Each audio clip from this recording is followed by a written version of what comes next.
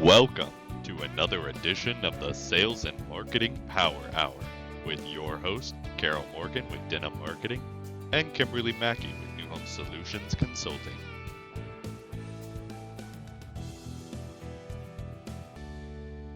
All right, well, we're going to go ahead and get started while we're waiting on people to come in. If my watch would quit telling me everything except the time, I would know what time it is. It is 12:03. Okay, there you go. So we're close. Yes, my watch tells me all kinds of things, none of it what I want to know. So, Well, that's because you have one of those supposedly smart watches. If you had, just a regular watch, you'd know what time it is. I don't do things regular. What are we talking about? I mean, right? Oh, Kelly Right. was with me in San Antonio. So Kelly and I had a good time I out in saw San nice Antonio. pictures of you and Kelly. Y'all were looking quite Yes, nice. yes. So today's quote should surprise no one, but it's a Maya Angelou quote of every storm runs out of rain. So I thought that was appropriate on a number of levels today, since I'm coming to you right in the crosshairs of Hurricane Milton. But also this NAR settlement. I'm glad that those of you who are joining us are paying attention to this, and it is not business as usual. So we have a lot to discuss about this. And, I really feel like so many builders are just treating this like the everyday, we're going to just keep doing things the way we've always done them. And that's not going to work out for you. So we definitely have a lot to discuss about it. So hopefully you guys came prepared with lots of questions today. And let's go ahead and get our nothing's working. It's the storm. I blame the storm. Nothing's working. Let's go ahead and get our housekeeping out of the way and get started. Yeah, well, so for any of you all who are not members of Sales and Marketing Power Hour on the Facebook group, we would like to invite you to join. And please feel free to add comments there, add new posts there, ask questions and participate. That's what it's all about. We want to have conversations there and engage.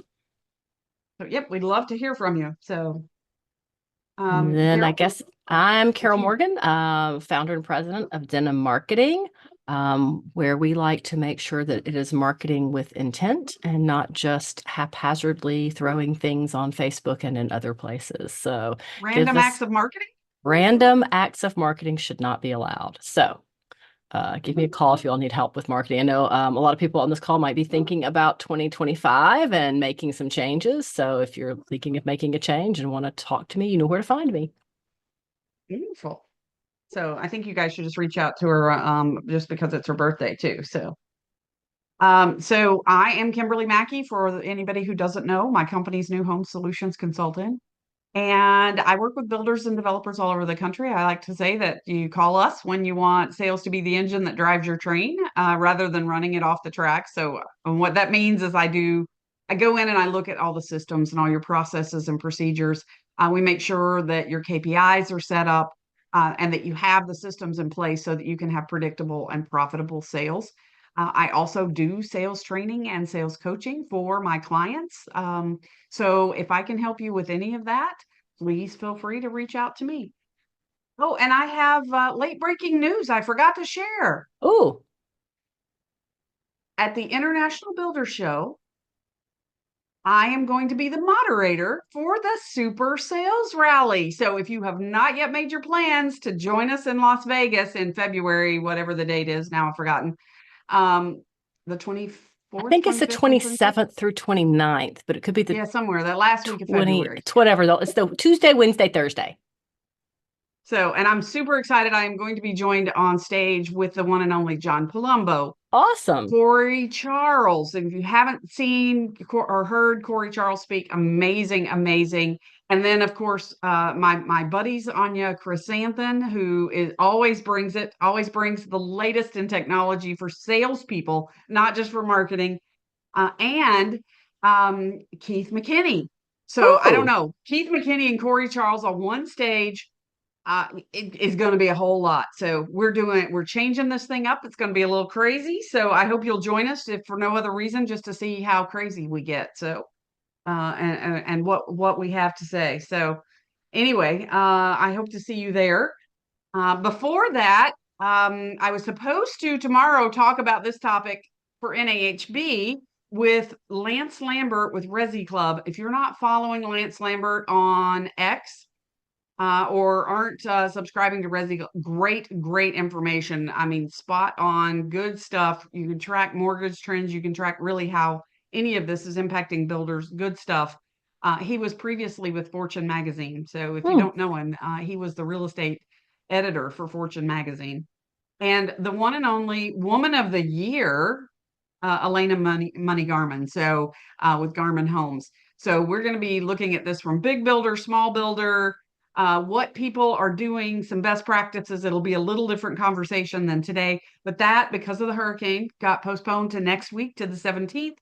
So plan to join us. You can still scan and sign up for it at using the QR code, and then they'll just change the date. I don't know if the date has been changed yet, because that I'm not in charge of all that stuff.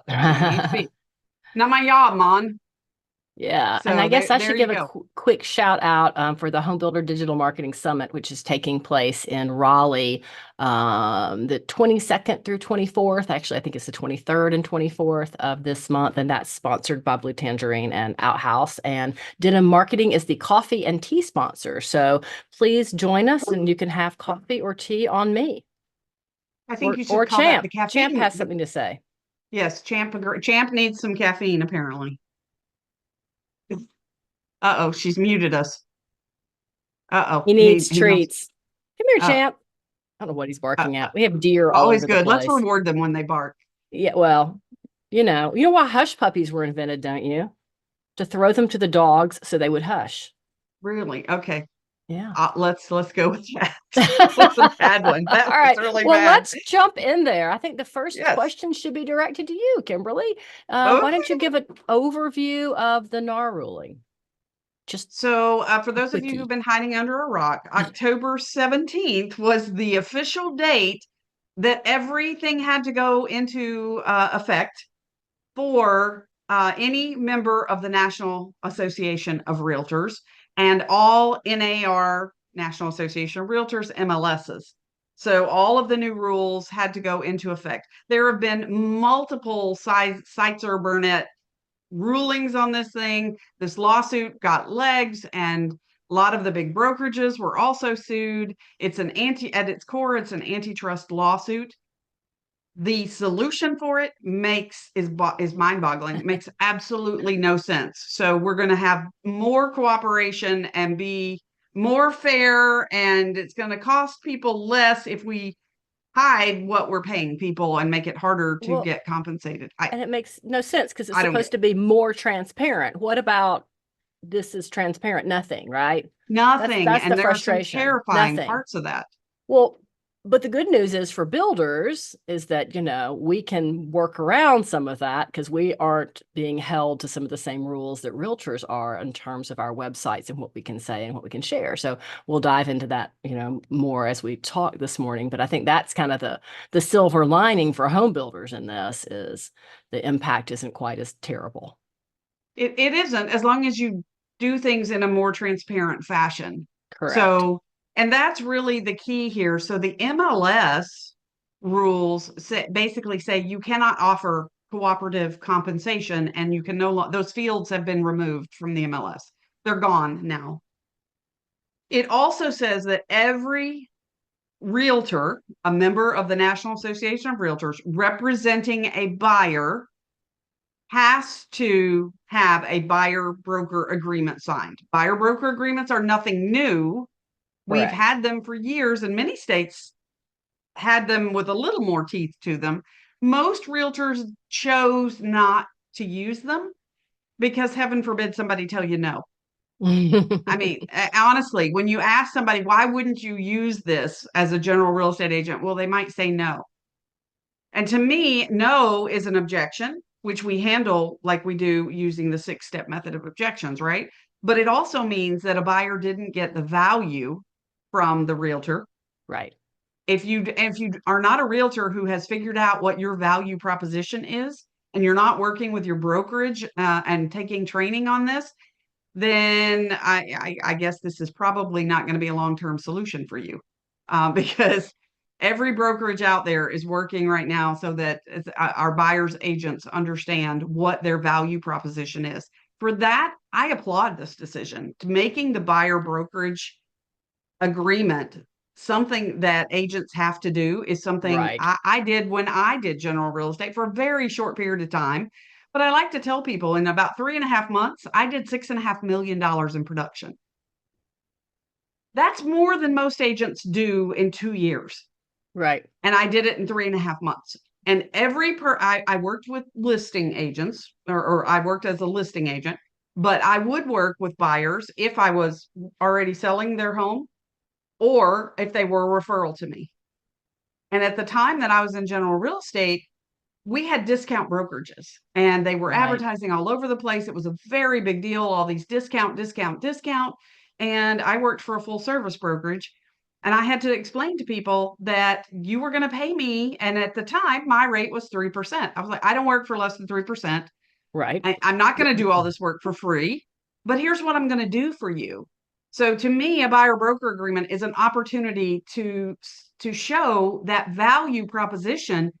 And I think many realtors probably sold themselves short for so many years saying their buyer services were, quote, free, which in air quotes free, because they were never free. The buyer was still paying for them. They just paid for them as part of the transaction.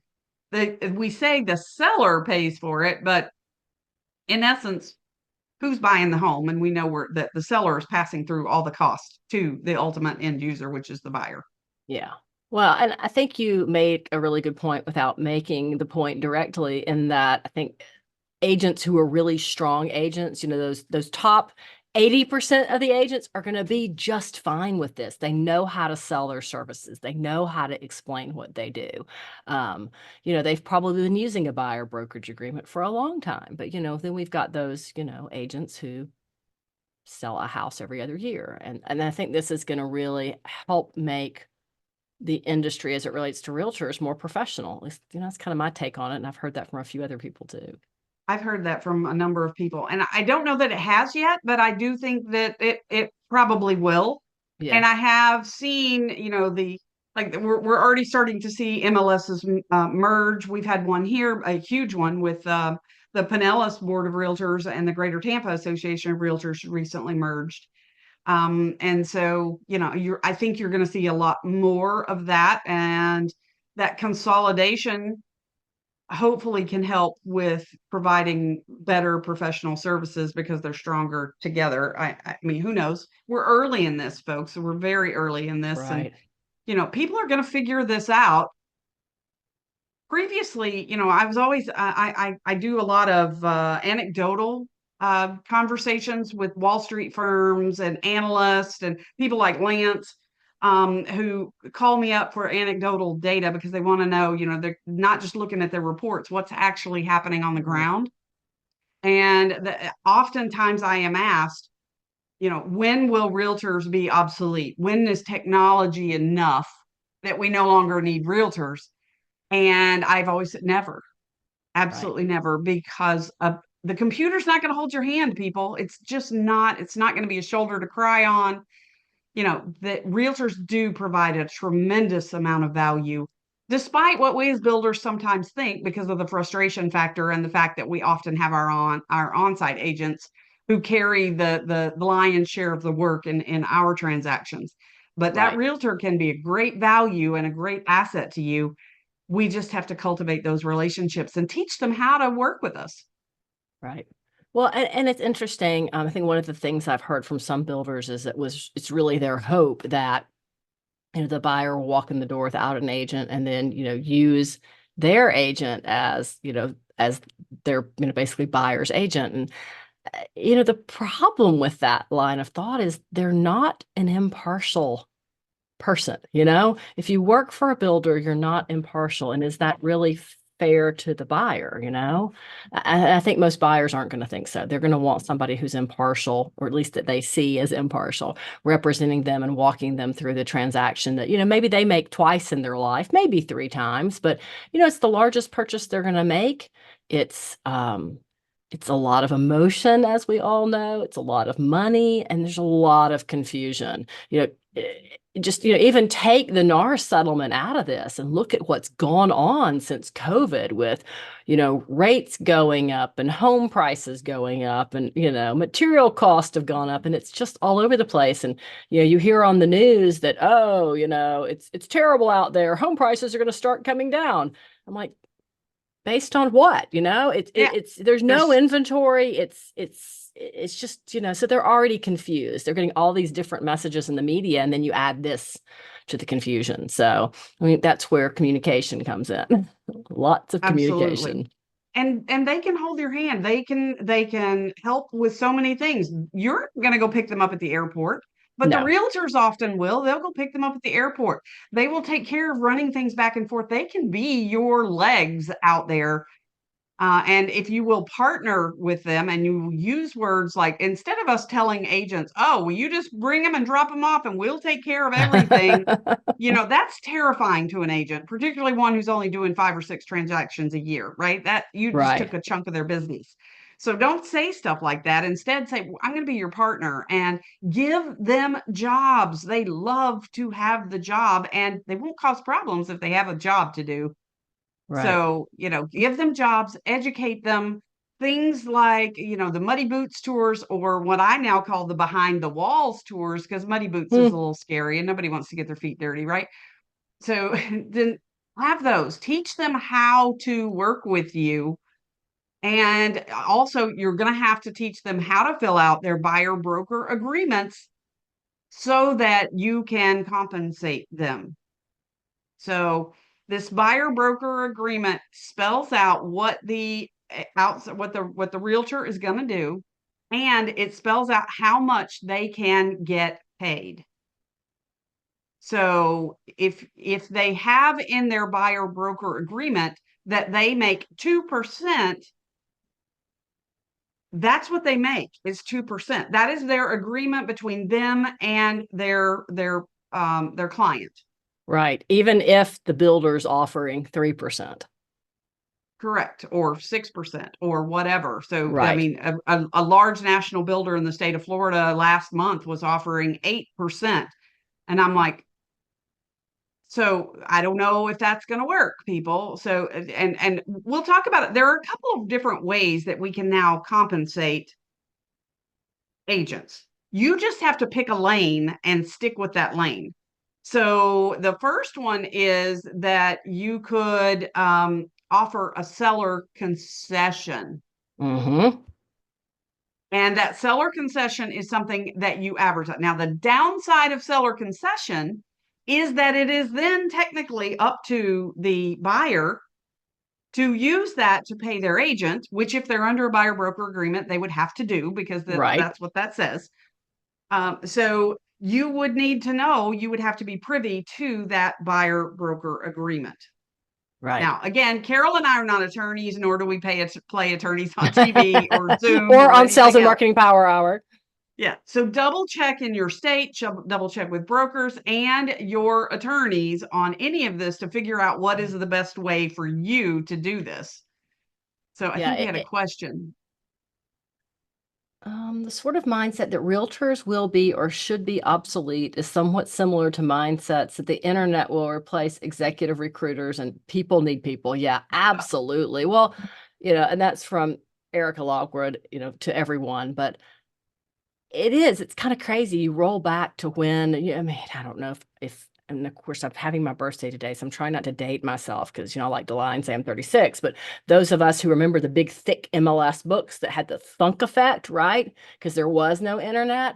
And then along came the internet, and everybody thought, oh, well, all this is going to go away. We're not going to need realtors. We're not going to need this anymore. It's all online. And I think more people use realtors now than ever. I mean, people crave that human connection, whether it's, buying a house, whether it's recruiting someone for that next job, whether it's, dress shopping and you want somebody to help you find and put together the cutest, latest styles, you want that person, that trusted advisor. And that's what realtors are, and what I think they're going to continue to be, because they are, it's your person. It's not, the person you're buying from. It's your trusted advisor. So That's how I see Absolutely. it. Yeah. We're in the relationship business. We're not in the home selling business. That's the end product. At the end of the day, we're in the relationship business, and we can't forget that. Yeah. Yeah. So that first opportunity is that the buyer compensates the broker directly through that buyer broker agreement. So they could pay. So if you have a buyer who shows up and they don't disclose to you that they are working with an agent, and your Right. rules that you have published and you have promoted say that your broker must accompany you on the first First. visit, Yep. so that you can do that. Nobody's taking away your right to do that. You can still do that. You can say that you're only going to pay when that agent is the procuring cause and literally brings you the buyer. So if that's the case, then the buyer has always had the right to pay their agent directly. Mm-hmm. And they are doing that. You just need to let them know, because if they're under a buyer broker agreement, what you need to understand is that they have committed to pay that. And by showing up Mm-hmm. without their agent and registering with you, that's going to cost them money. And they are not going to be happy with you if you don't talk to them about that. Yeah. Well, and I think that brings up a great point about communications. And we've got a comment from Keith McKinney in the chat as well. But, as home Wow, we builders, got star power on here today. I know, Erica as and now Keith and Kelly, and wow, look at all these people. yeah. As home builders, it's, our job to educate our buyers, right? Even if they're coming in with a, co-op realtor, we need to let them know what the plan is. And it's not just educating the realtors, it's educating the buyers too. And I'm seeing some builders, and we're working with some builders who are doing it really well. Making sure that in everything they send out, hey, we'll pay that 3% commission. We're still cooperating with realtors. Don't skip us. Make sure you're coming. We're going to make this easy. Because people don't know, they don't understand. They hear there's this ruling and, oh, well, it's not included in the price anymore.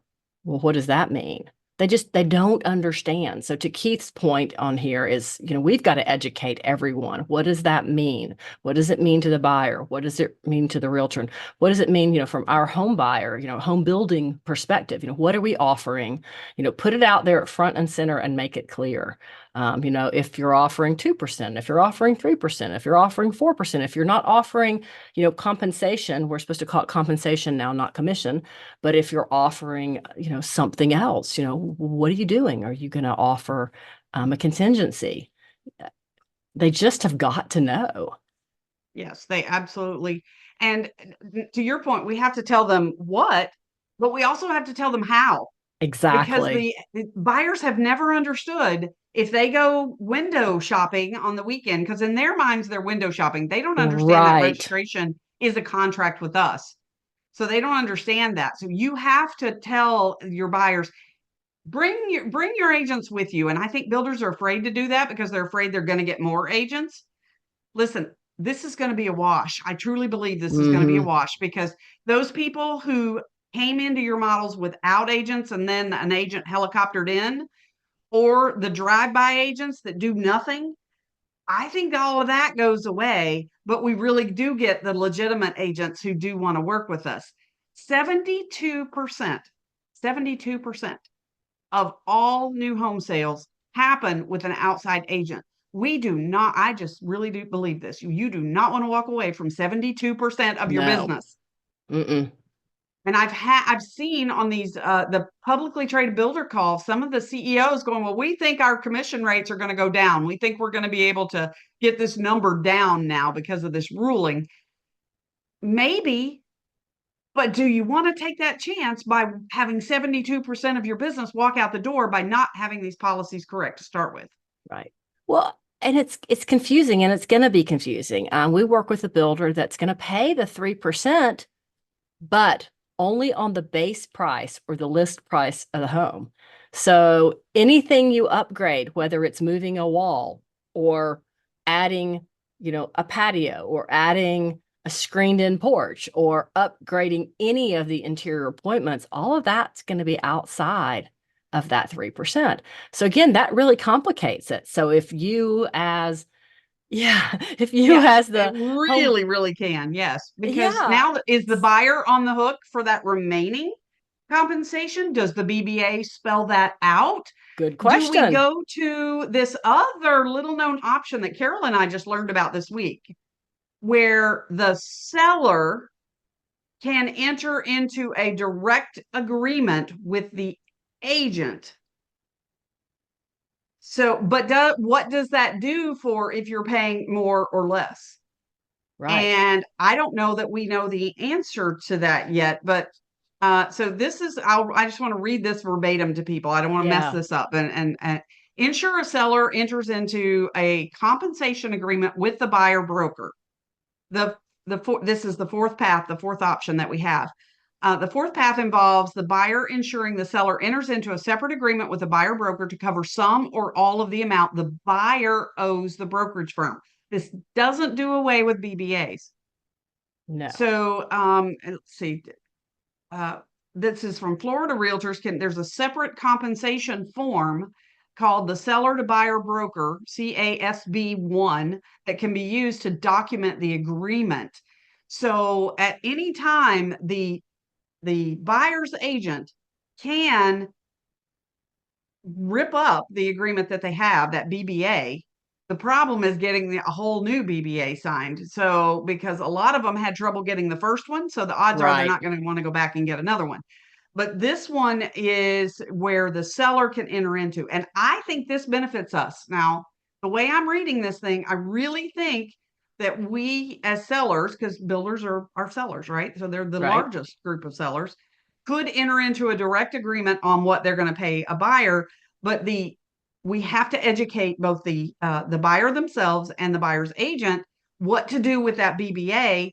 And then they have to make sure that's okay with their brokers, because a general real estate agent is only entering into agreements for their broker, not for themselves.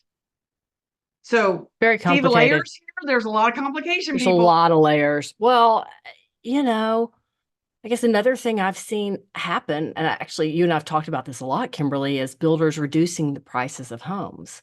So, reducing it so they can cover the commission, but the problem is it affects appraisals, especially in existing neighborhoods. So I don't know if anyone on the call is doing Reducing or adding it in as a seller, like an above and a seller concession, like we typically like, might do for a well, we're VA. seeing them reducing it some. So Oh, reducing the wow. price of the house. So assuming that if they reduce the price of the house, the builder or the buyer will be able to, come up with that. But you're kind of putting them in a position that they're going to have to come up with it out of pocket.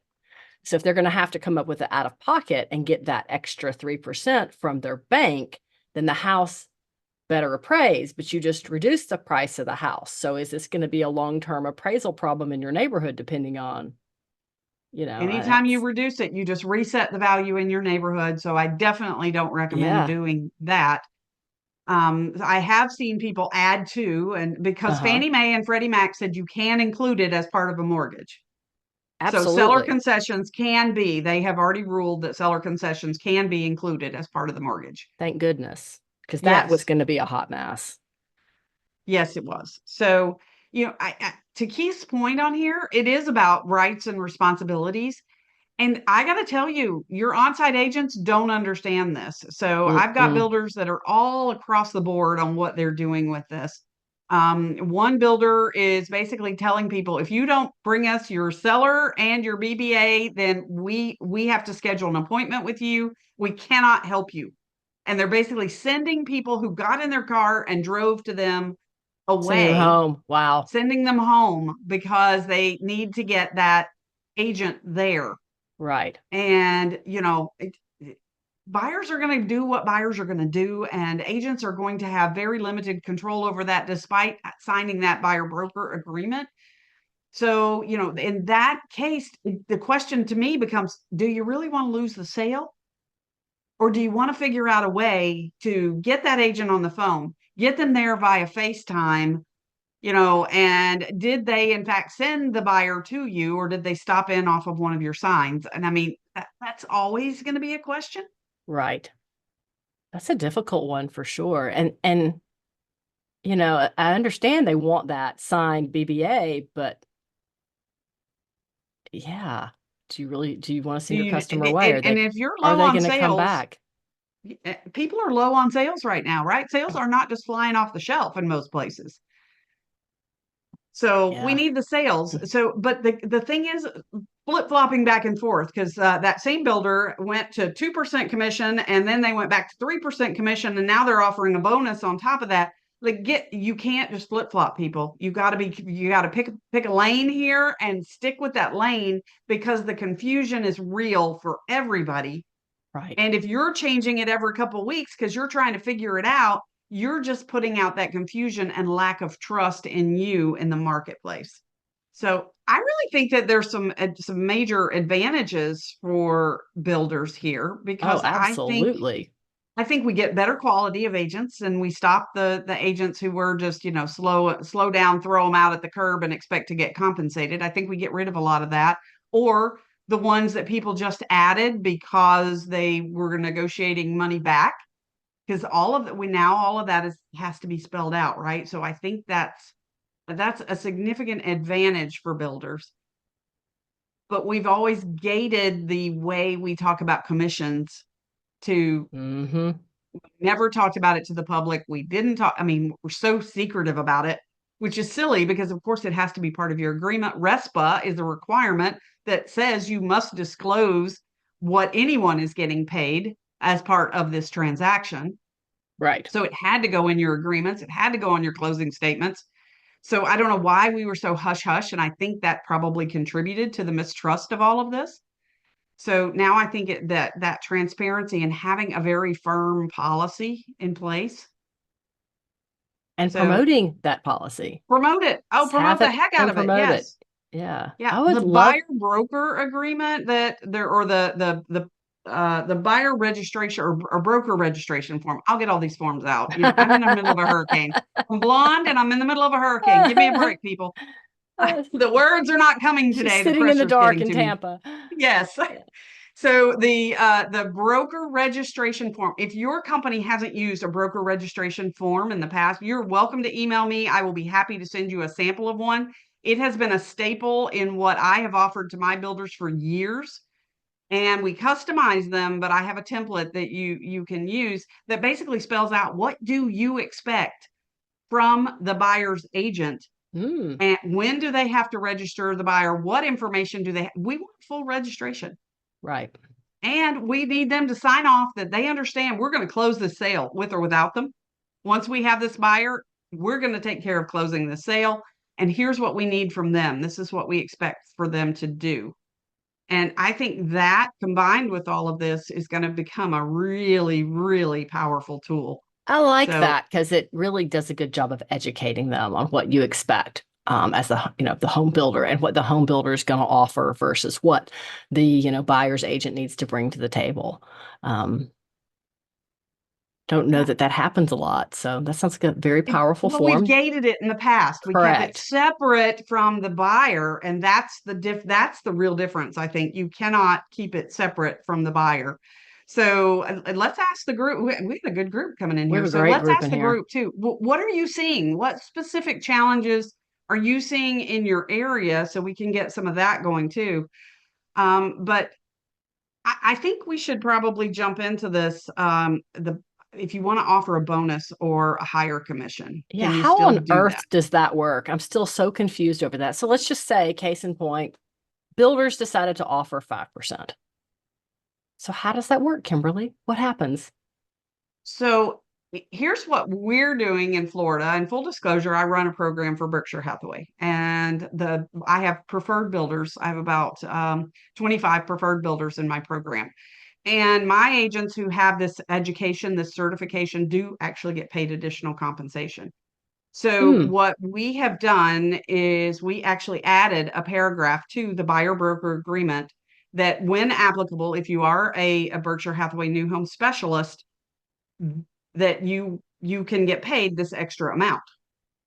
And so it's not a sliding scale, because the rules are it can't be a sliding scale, right? But in this specific circumstance, you can get paid this. And this is what our attorneys felt Oh, that's covered this interesting. program. Yes. Yeah. So So I'm is not that saying you something? can't pay more. I'm just saying you would have to, they would either have to have that BBA set up in such a way that you could pay more, which Right. would either mean getting a whole new BBA just for you and doing away with their other one, or yours or their BBA has, oh, if I'm going to work with XYZ builder, then they're paying this amount. You also have to So educate the interesting. buyer's agents. How do I tell my buyers that I'm going to get paid more money when I go to a Right. builder, because they're going Right. to look at this in a different way? And again, this comes back to that, ooh, wind's picking up. This comes back to that. I was like, wow, that was loud. It comes back to that education of value and saying, when I teach my agents, when you work with a builder, it's going to be a little longer process. There's Mm-hmm. more that is involved. It is not the same as a used home transaction. And this is what I'm going to do for you. I'm going to go to this inspection. I'm going to go to this inspection. I'm going to help you with dealing with the buyer's lenders or with the builder's lenders, Right. all the things that you're going to do. And the builder is willing to pay this amount of money for me to bring you there. So in that case, it doesn't cost you any additional money. And this is what the builder is willing to do for this extra work that they know I'm going to have to do. So that's how I teach my agents to get that. Right. But, as a builder, you're going to have to teach your VIPs. So that's where this VIP thing, I think, is really going to come in, because it's going to be A, education, B, proper, you got to set proper expectations with the proper forms, right? Right. And you don't need to deal with all the realtors out there. No. So if you want 50 sales a year, I say this all the time. People are sick of hearing me say this. I think I could 25 probably times recite 2 it. is 50. So every one of your on-site agents should have 25 or fewer, depending. I mean, you may not want every one of your agents selling 50 homes. You might want them to sell 20 or 25 homes. Okay, cut that in half. Maybe they need 12, maybe they need 15, maybe they need 10 who are going to bring them 2 deals a year. That's a much more manageable number of people to educate, Than so everyone. that if you lose any of these others, it's, well, hey, they might be an opportunity to educate for future to become a VIP, but you're going to have your core business right there. So, Mm-hmm. Dina's asking us how we promote it. So I think her question was, how do you promote if you're offering 4% or 5% or 8%? I mean, so that's the other nice thing about home builders, is you can promote it kind of however you want. The home builders they don't have their hands tied like the realtors do. So you can put it on your website. You can, put it on a banner across your website. You can promote it on all of your different, advertising sites, whether that's Facebook ads or Google ads or, a magazine ad. The beauty of it is you can put it out there everywhere to both audiences, both your buyers and to their realtors, to their agents, so that everybody's in the know that you're offering this. So maybe if you are publicizing it well enough, they'll know to have the right BBA when they walk in the door. Yeah.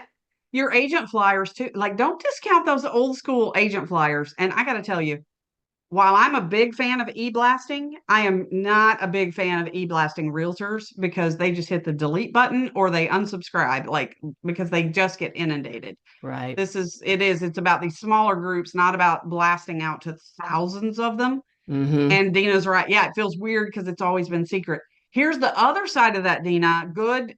I'm glad you're going down this road and you're thinking about this, because now we're going to have buyers who go, oh, well, you're paying 4% to agents, so now pay me 4%. How are you going to handle that? It's a That's good thought. interesting. So, yeah, so you have to So explain why you're paying 4% and what you expect in return, and that no, that is not just a public pool of money, that that's it's there true. for extra work. Right. Yeah. And you So yeah, also have to disclose you don't have to have a buyer's agent if you want to work with us, but if you buyer's agent, this is what we pay. right. So I hadn't your thought about messaging, that. I'd love to know, has anyone had people come in and say, oh, we were offering realtors 3%. I don't have an agent. Are you going to offer me 3% as well? yeah, and I know that's going to happen. So I love I this. So haven't she heard says, about and that fitting one that yet. on a banner ad, blah. Black. Exactly. Well, Well, so that's where you say, see agent for details, or see this landing page for details. But your messaging, as with everything, and we're so bad at messaging as builders, our messaging has to be spot on. It has to be concise, and it needs to be bullet pointed, with an opportunity to see the fine print, right? Yeah. I mean, and I think it's a great opportunity for the builders that are continuing to offer 3% to let people know. And if you're offering more, then, let them know that as well, because we do. And when we have seen, especially since, there's so few homes on the market, we've seen builders cutting commissions. So if you can find a way to set yourself apart, which is what marketing's all about after all, and you're offering 3% or more commission or compensation, you should let everybody know, because it takes the worry out. I think we have a lot of buyers worried. They don't understand it. And when you don't understand something, it creates friction, it creates worry. We want to remove that as marketers and educate the buyer on what this new NAR settlement means to them, and tell them what are the steps they need to take so that they are educated when they come to the model home, or, start touring communities, and they're not just completely in the dark like our friend Kimberly is today. I don't recommend it. Well, which brings up another point. So the flip side of this, Dana, get ready, because now I'm really going to just, as our friend Myers Barnes says, freak your freak. So let's say you're a now she's worried. So if you're a builder who's paying less than whatever the going rate is in your market, and it isn't Right. always 3%, it could be 2%, it could be whatever it is, right? So let's not get hung up on the number. But if you're paying less than what the market is, which means that's less than what the buyer's agents are putting on their BBA, what you have in essence done is you have just eliminated that share of the market. Mm-hmm. Because the buyer's agents the buyers don't want to have to come out of pocket. So Right. because we have to use numbers just to make this make sense. Let's say the buyer's agent puts 3% on their BBA. It's a flat 3%, or even a flat, rate of whatever it is. If you're paying less than that, now they won't come to you with a buyer, because on that BBA, there is now an option for buyers to say, if the seller's not paying it, I don't want to see it. That has always been there, but now that's a clause that really can bite us in the proverbial what. So if you're paying less, and the prevailing rate that the buyer brokers are using is more, they won't come to you, because their buyers have said, I don't want to see it. I don't want to, if I have to come out of pocket. Right. So if we can't advertise if we can't advertise rates in the MLS, how do you find out what those prevailing rates are? You're gonna have to do a lot of market research. You're gonna have to talk to a lot of people. You may have to kiss a lot of frogs before you meet the handsome prince. Make a lot of phone calls. Yeah. So, and this one is really hard. The builders that I'm working with, they're like, but I want to pay a half a point less. Because builders have always paid in my market, builders have always paid a half a point less. Okay, well, that may have worked before August 17th, but now after August 17th, have you seen your realtor traffic decrease? Right. Well, because I don't know if it's because they're seeing all traffic increase, or decrease, but they're definitely seeing that. I can tell you, I've seen some home builders who had dropped commission to, 2% or 2.5%, raise it back up to 3% because of that reason. Exactly. They saw their traffic drop. It was confusing to people. They wanted to be able to bring their realtor in and know that they didn't have to come out of pocket. So I've seen it firsthand. They're walking out the door, and especially, on those places where they're saying, no, if you don't have your agent and your BBA in hand, we won't do business with you. They're losing market share rapidly.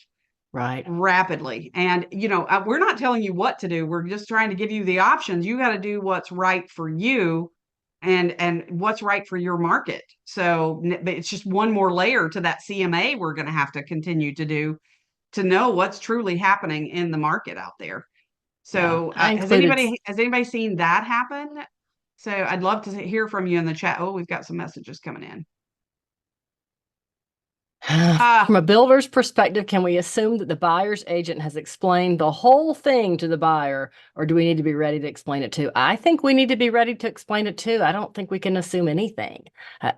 If they're coming in hand with a signed BBA, perhaps we can kind of assume that they've talked them through it because they've gotten them to sign it. But I think we should be ready to educate as well. So you know what happens when we assume, right? I So know. I I wasn't going to just think say it's that, always a but bad yes. idea to assume anything. Yeah. But I would say this is your opportunity. On-site agents, this is your time to shine. Teach your outside agents to set appointments with you, have a conversation before they come out, talk about this stuff, go through it, make sure you're on the same page. Right. Back 100 years ago when I was selling on the floor and I had my VIP agents, man, I knew we had a shorthand, like we had the relationship.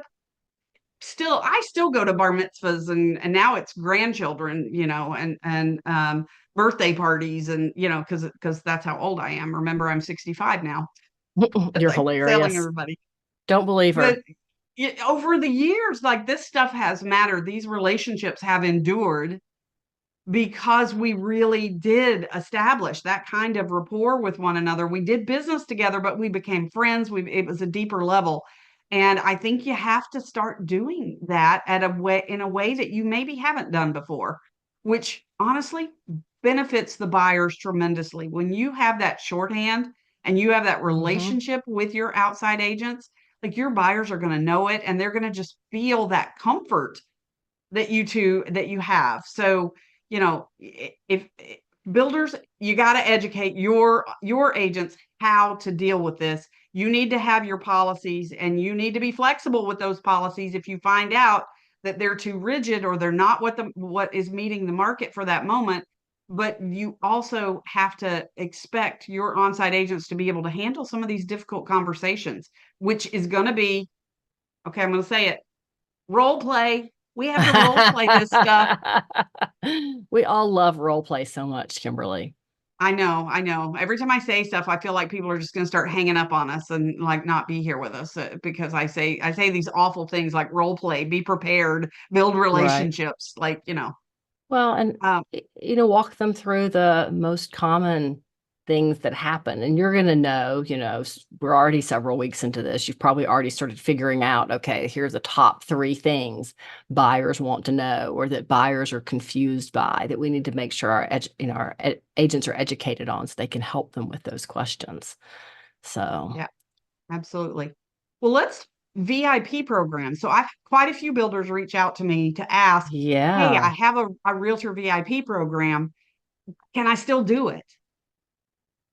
So anybody have a special realtor VIP program that you're doing? So chime in. Love to hear more about it.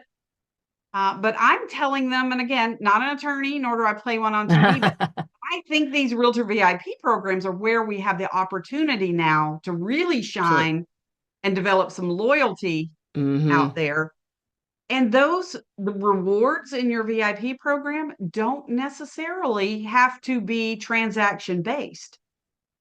You can reward right behavior if you think it through, if you do it consistently, and if you manage it. So let's say an agent comes out with their buyer and shows one of your homes. Now, I would say that's a right behavior. Yeah. We want that to happen, right? Most of the time, that's a good thing. What if we had something where we offered a handwritten thank you note? Maybe we delivered a little bouquet of flowers. It doesn't have to be an expensive bouquet of flowers, but what if we hand delivered that to their office? And yes, I know a lot of agents don't go into their office anymore. They'll go by there and pick up flowers, I assure you, which is Absolutely. also not a bad thing. Their broker's going to love you.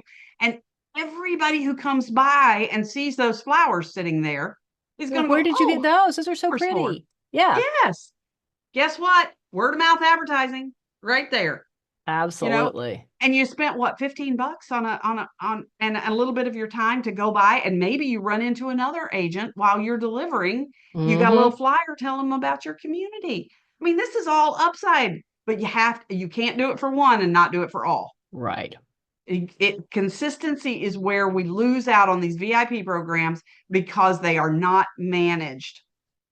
So you absolutely have to do that part. But let's say they show up without a buyer, just a preview. Opportunity. Ooh, yeah. Opportunity. So maybe we do something a little less for that. But handwritten thank you notes, snail mail, like old school stuff, dude, like old Right. school. Yeah. Just taking, and people appreciate it. How many things do you get that are handwritten anymore? Not many, right? Right. So just, And then they start selling more homes with you. They sell one home. Well, we're going to give them something a little bigger, right? So whatever right. the bigger thing is, branded, swag, like, Mm-hmm. anything cool. Maybe Mm-hmm. they get points, and after a certain number of points for all the things that they do, they get entered into a raffle to win a cruise or Ooh, I like something that cool. idea. So Right. So all of these things are they're not part of an actual transaction, but they're more rewarding right behavior. And as long as you don't go crazy with them and you make them part of a raffle, like you can mm-hmm. get away with doing all of this stuff. That's And great. you'll Yeah. build those relationships. Mm-hmm. So I have another template, again, another little, and so anybody who wants it, I'm happy to send it out to What? you. And You have another template? I put it, I'm asked these questions so many times, and like that today is probably even more valuable. I haven't changed it. I didn't change it after this, after the Hmm. settlement, because, and So everybody personalizes it. It's just, it's ideas of ways that you could think of to, build relationships with realtors and set up your VIP program. And everybody does it slightly differently, but it's a list of ideas. So, I think there's a fantastic. real opportunity here for your VIP program that doesn't necessarily involve just throwing more commission at things, Right. and so that could be again, build or win, right? So everybody wins.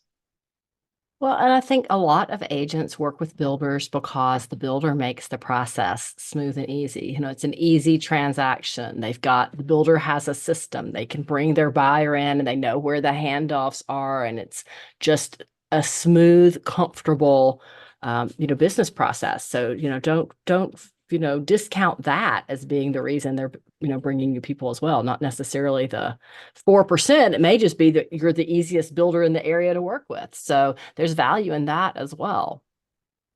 Realtors will go where they know that they're going to be valued. Yep. They're going to go where they know that their buyer is going to be valued, and they're going to have a good experience, because to Mm-hmm. them, referral business is king. Like I that's mean, what they need. and here's your example du jour. I will drive 3 miles further to go to the Publix than to have to go to the Walmart and deal with the mayhem. And I know that there's a lot of you who feel the same way, but to me, it's a better customer experience. I can choose to check out at my Publix in a line with a human that checks me out, or I can choose to go through self-checkout. Parking's easy. It's easy to get in and out of. Everyone's nice. They all have their shoes on. It's great. So, as opposed to Walmart, which it's just a different experience. So people are looking for that positive buyer's experience, whether they're the buyer or the agent. So we've got to make sure that we deliver that to them, especially in these very confusing times. If we keep using Publix as an example on this program, we're They going to should have to get pay sponsorship us. out of them. Yeah. Publix, where shopping is a pleasure. Like seriously, Publix, you need to sponsor us. Uh, and and and I've been to Publix 3 times this week. And I will say that this is a total aside, but because people have, there have been those examples of people being total jerks about this storm. But I went to Yes. Publix yesterday, and people were moving their carts out of the way. They were helping an older woman to get something off of a top shelf. Somebody helped you get something off They the were, top it shelf? wasn't me, it was another older woman. But so, but people pleases and thank yous, and like, I just have to say, it shouldn't take a natural disaster No. for us to be on our best behavior. Nobody asked anybody's political affiliation. Nobody asked what gender anybody was, or any other divisive anything. They just helped one another. And it was a beautiful, beautiful thing to see. And yes, that happened at a Publix. I saw it at a Publix. Well, we're getting close to the top of the hour here. Do we have more questions? This is a complicated topic, guys, and we're on the Very tip of the iceberg complicated. of this thing. So there's just a lot out there that is gonna happen with this. It's not business as usual though. And I've seen so many people trying to advertise and do business as usual.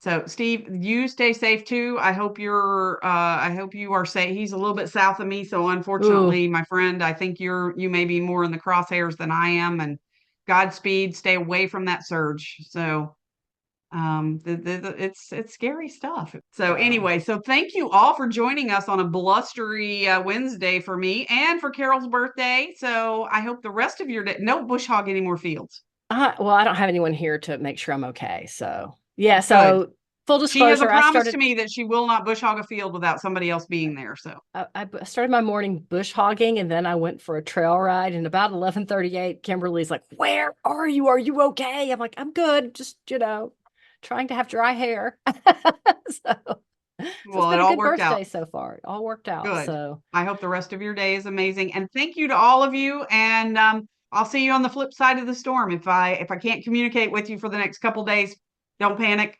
I will try to get the recording of this out as soon as I can, but please have a little patience with me and a little grace. all All right, right. Well, thanks, be guys. safe down there, Kimberly.